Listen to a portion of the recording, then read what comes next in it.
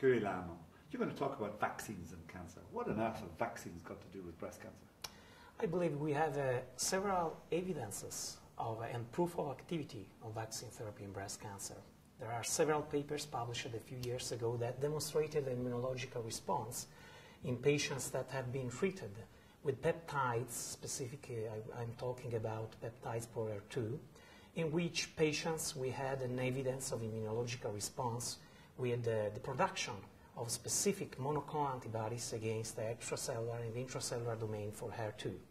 I believe that vaccine strategy should be considered a real vaccine therapy in breast cancer patients, since we can apply in the adjuvant setting this kind of protocols, and we can improve immunological response of specific subpopulation of cancer patients. So you need to identify the specific antigen, to identify the specific population, and to vaccine these patients for that specific antigens. I will talk specifically about DR2AS15, that is a specific peptide that can induce immunological response against CRB2.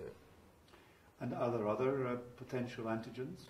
Of course, several research are actually ongoing on other antigens, like New York ISO1, that is overexpressed in 40% of patients with triple-negative breast cancer, or also mucin antigens that are ubiquitous in many cancer patients, and actually there are some trials in the adjuvant setting also for these antigens. Okay.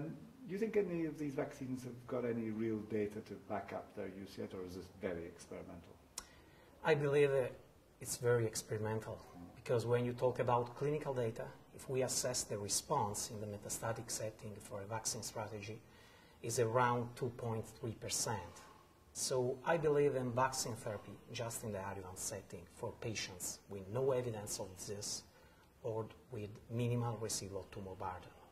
But that means big trials and long follow-up. That means big trials and long follow-up. You're right. Thank you, Dr. Curigliano.